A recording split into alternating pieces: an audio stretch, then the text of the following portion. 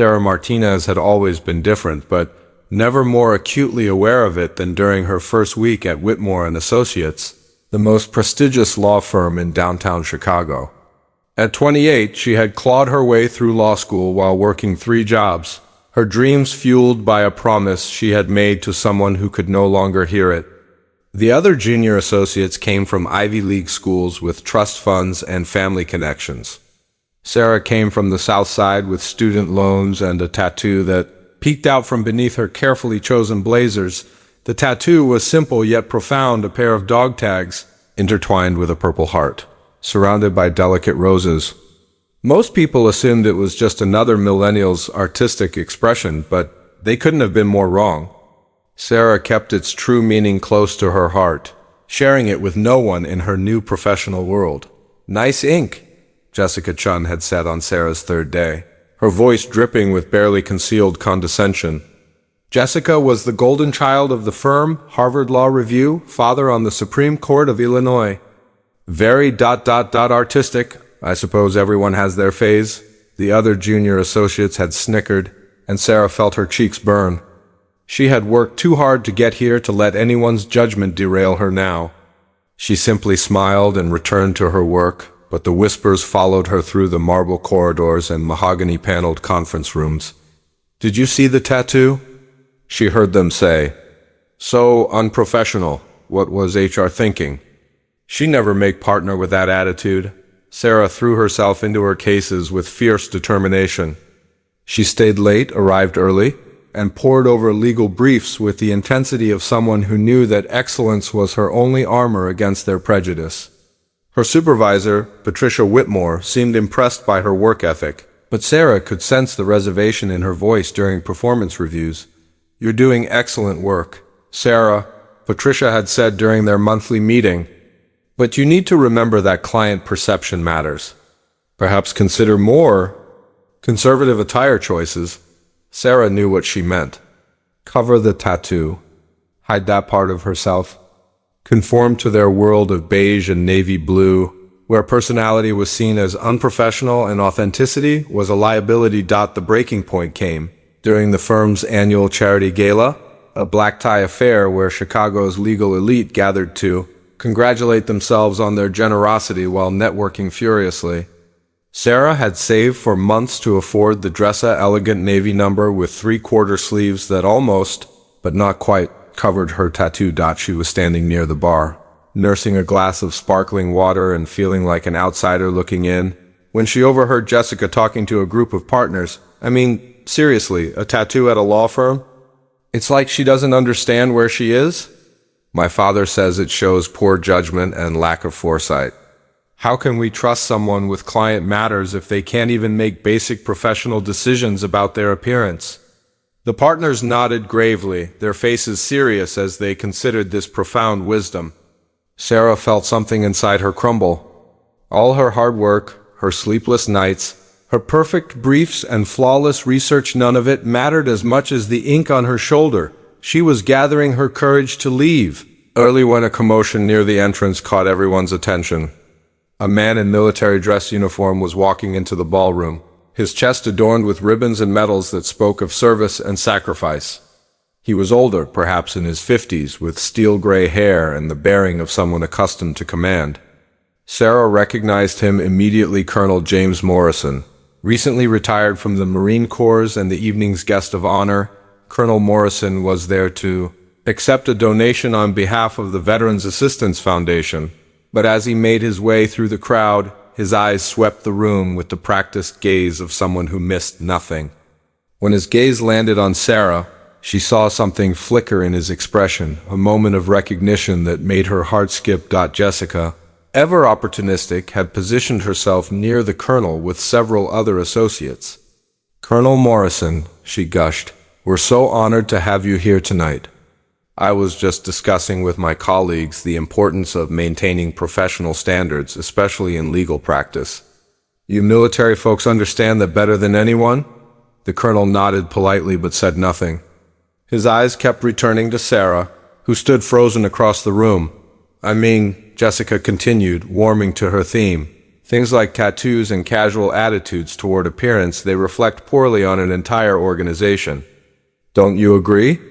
Standards matter. Something changed in Colonel Morrison's expression. The polite smile faded, replaced by something harder and more assessing. Without a word, he began rolling up the sleeves of his dress uniform jacket. The ballroom grew quiet as people noticed what he was doing.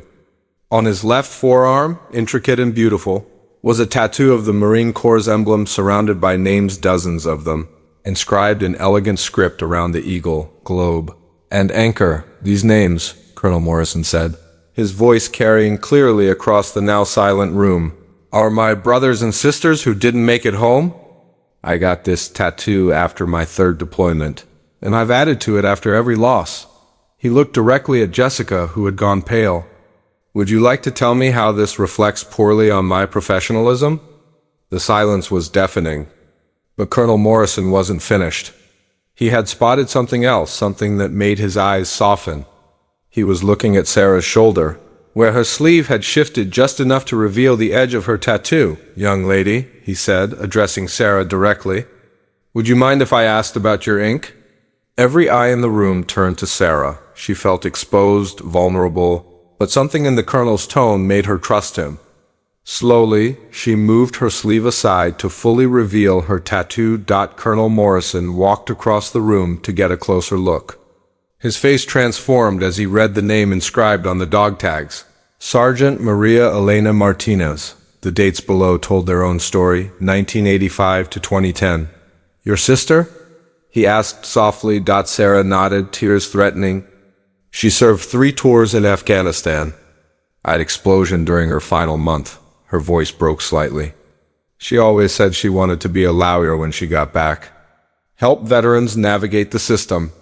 This tattoo, it's my promise to her. To carry on her dream, Colonel Morrison's eyes filled with respect and something deeper understanding. Sergeant Martinez was in my battalion during her 2nd deployment. I remember her well. Brilliant mind, fierce heart. She talked about her little sister who was going to change the world through law. The ballroom was completely silent now. Sarah felt the weight of every stare, but for the first time, she didn't care. The colonel reached out and gently touched the purple heart in her tattoo. She was posthumously awarded this for her sacrifice. And you honor her memory every day by being here, by fighting for the dreams she couldn't fulfill. He turned to address the room, his voice carrying the authority of command. This woman carries the memory of an American hero on her skin and in her heart. If anyone here thinks that makes her less professional, then you fundamentally misunderstand what professionalism really means. Patricia Whitmore stepped forward, her face flushed with something that looked like shame. Sarah, we had no idea, because you never asked, Colonel Morrison said firmly. You saw ink and made assumptions. You saw difference and called it deficiency. He looked around the room at the assembled lawyers and partners. In the military, we judge people by their actions, their courage, their commitment to something larger than themselves. Perhaps the legal profession could learn something from that, Jessica. Chun looked like she wanted to disappear into the marble floor. Other associates who had whispered and snickered avoided Sarah's eyes entirely. Colonel Morrison turned back to Sarah. Your sister would be proud of you. Not just for the lawyer you've become, but for the way you've honored her memory despite facing judgment from people who should know better. In the weeks that followed, everything changed. Patricia Whitmore personally apologized and made it clear that Sarah's tattoo was never to be an issue again. Several partners who had witnessed the colonel's words made it a point to tell Sarah how impressed they were with her work. Jessica, Chen offered a stilted apology that Sarah accepted with grace, but the most meaningful change was within Sarah herself. She stopped hiding behind long sleeves and careful positioning. She wore her sister's memory proudly, and with it, she carried the knowledge that sometimes the very thing that makes you different is the thing that makes you powerful. 6 months later, Sarah was promoted to senior associate, the fastest rise in the firm's history. During her acceptance speech at the company meeting, she spoke about Maria, about service, and about the danger of judging people by their surface rather than their substance. My sister died believing, that everyone deserves representation, that justice isn't just about winning cases, but about understanding the human story behind every legal brief, she said. She taught me that our differences aren't flaws to be hidden, they're strengths to be celebrated. As Sarah left the meeting that day, she touched the tattoo on her shoulder and whispered, "We did it, Maria. We changed the world after all."